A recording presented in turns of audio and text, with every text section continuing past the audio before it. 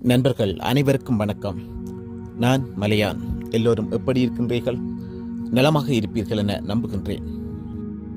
இன்றைய பதிவில் இந்த பாம்பினை பற்றி பார்ப்போம். இந்த பாம்பை தமிழ்ல பழுப்பு நிற பாம்பு என்று சொல்லுவாங்க. ஆங்கிலத்தில் டெக்சஸ் பிரவுன் ஸ்னேக் என சொல்லுவாங்க. இந்த பாம்பு நான் வெனமஸ் இனத்தை சார்ந்தது, அதாவது விஷம் இல்லாத தன்மையை கொண்டது. வட அமெரிக்காவில் தான் இந்த பாம்பு அதிகமாக காணப்படுறதா சொல்றாங்க.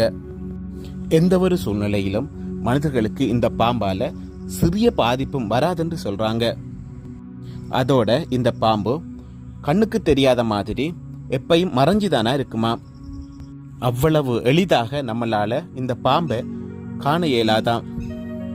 இந்த பாம்பு சதுப்பு நிலங்கள், பற்றைகள், புல்வெளிகள், மரப்பட்டைகள், பூந்தோட்டம், பூச்செடிகள் போன்றவற்றை தன்னுடைய வாழ்விடமாக கொண்டிருக்குமா.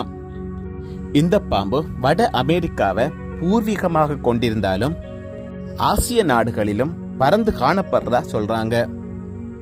சிறிய நத்தைகள், மண்புழுக்கள், பூச்சி, சிலந்திகள் போன்றவற்றையும் இந்த பாம்பு உணவாக உட்கொள்ளுதாம். இந்த பாம்புகள் இன்னொரு சிறப்பியல்பையும் கொண்டிருக்குதாம். அது என்னண்டா, இதுகள் முட்டை போடுறதில்லை, குட்டி இனமாம். முட்டைகள் தாயின் வயிற்றுக்குள்ளே பொறித்து குட்டிகள் மட்டும்தான் வெளிவருமா. கோடையின் பிற்பகுதியில், அதாவது ஆகஸ்ட், செப்டம்பர் போன்ற மாதங்கள்ல 3 to 15 வரையான குட்டிகளை ஈனுமாம்.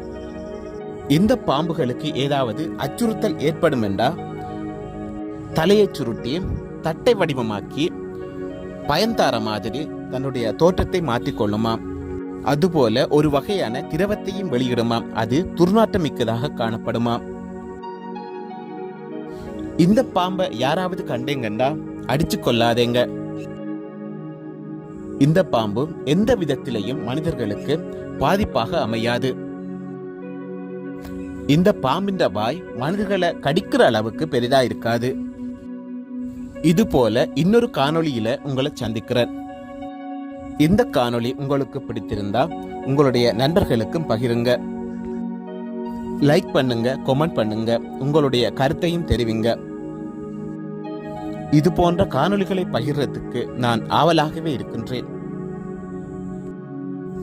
நன்றி.